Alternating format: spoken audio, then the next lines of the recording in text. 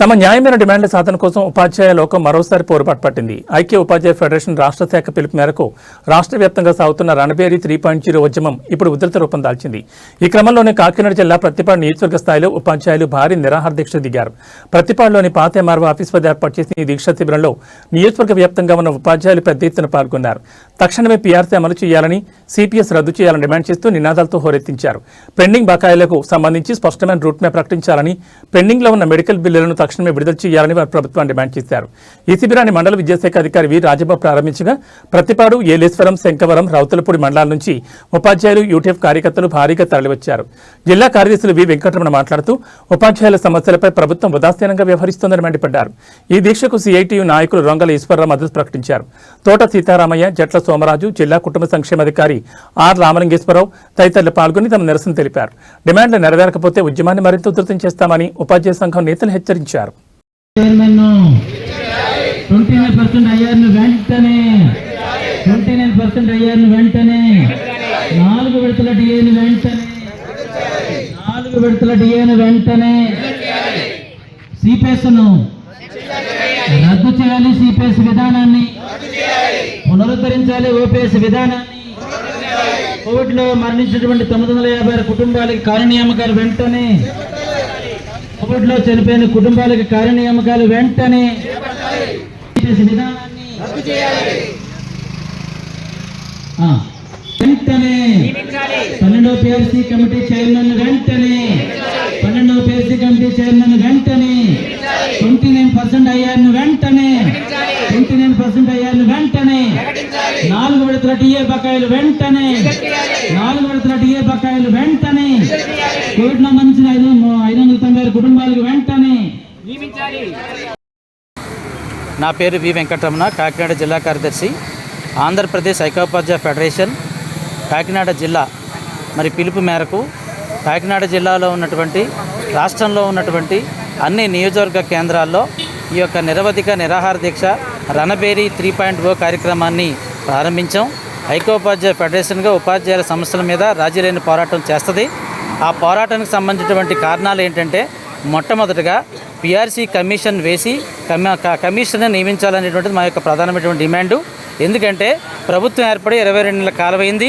వాళ్ళు ఎన్నికల్లో హామీ ఇచ్చారు, పిఆర్సీని మేము ఇస్తామని చెప్పడం జరిగింది. సకాలంలో ఇవ్వకపోవా ఇప్పుడు ఇంకా తాత్సారం చేస్తూ ఉన్నారు. కాబట్టి పిఆర్సీ కమిషన్ వెంటనే వేయాలి, నేను కమిషన్ నియమించాలని చెప్పేసి ఒకటి. అదేవిధంగా ప్రభుత్వం ఈ యొక్క పిఆర్సీ కమిషను తన పని చేసుకుని రిపోర్ట్ ఇవ్వాలంటే కనీసం 1.5 సంవత్సరాల కాలం పడుతుంది. ఈ లోపుగా 29% మధ్యంతర వృత్తిని ప్రకటించాలని చెప్పేసి డిమాండ్ చేస్తా ఉన్నాం. అదేవిధంగా ప్రభుత్వం ఉద్యోగులకు బకాయి ఉన్నటువంటి 4 డిఏలు వెంటనే విడుదల చేయాలని చెప్పేసి కోరుతా ఉన్నాం. ఇటీవల ఇచ్చినటువంటి ఒక డిఏ అనేటువంటిది కేవలం కంటి తురుపు చర్యగా మాత్రమే ఇచ్చారు. కాబట్టి ఈ 4 డిఏలను కూడా వెంటనే ప్రకటించాలి. అదేవిధంగా ఏరియాస్ ఏవైతే ఉన్నాయో, బకాయిలు ఏవైతే ఉన్నాయో బకాయిలన్నీ కూడా చెల్లించాలి. అదేవిధంగా కోవిడ్ సమయంలో చనిపోయినటువంటి ఉపాధ్యాయ ఉద్యోగ కుటుంబాలు 956 కుటుంబాలు ఉన్నాయి.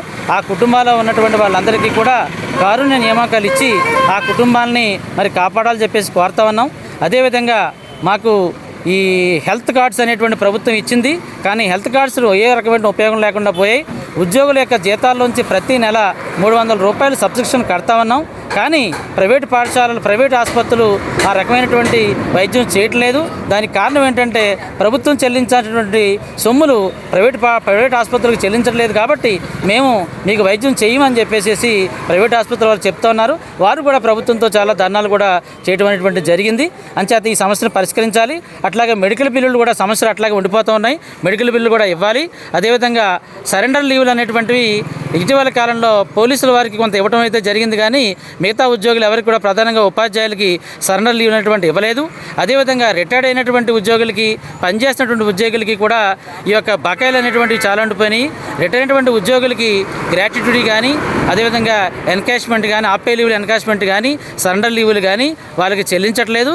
కాబట్టి ఇమ్మీడియట్గా మరి న్యాయంగా రావాల్సినటువంటి ఏమైతే ఆర్థికపరమైనటువంటివి ఉన్నాయో అవన్నీ కూడా ప్రభుత్వం చెల్లించాలని చెప్పేసి కోరుతా ఉన్నాం.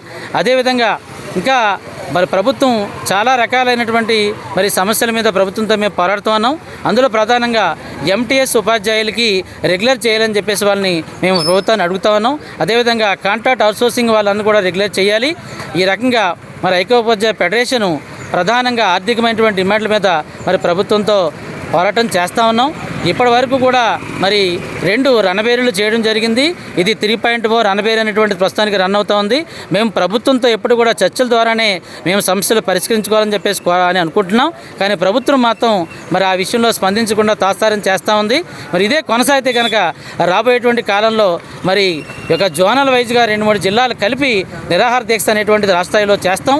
అదేవిధంగా చలో విజయవాడ అనేటువంటిది ఏప్రిల్ 24వ తారీఖున మరి సెక్రటేరియట్ ముట్టడి కూడా చేస్తామని చెప్పేసి ఈ సందర్భంగా ప్రభుత్వానికి హెచ్చరిక తెలియజేస్తా ఉన్నాం. కాబట్టి ఏవైతే డిమాండ్లు ఉన్నాయో మరి డిమాండ్లన్నీ కూడా స్థానిక ఎంఆర్ఓ గారికి ఈ యొక్క రిప్రజెంటేషన్ రూపంలో ఇస్తాము. కాబట్టి ఈ సమస్యలు అన్నింటి మీద 9 డిమాండ్లు మేము ఇవ్వడం జరిగింది. ఈ 9 డిమాండ్లో ప్రధానమైనటువంటి డిమాండ్లు అయితే కనుక పిఆర్సీ కమిషన్ చైర్మన్ను నియమించాలి. అదేవిధంగా 29% ఐఆర్ ప్రకటించాలి.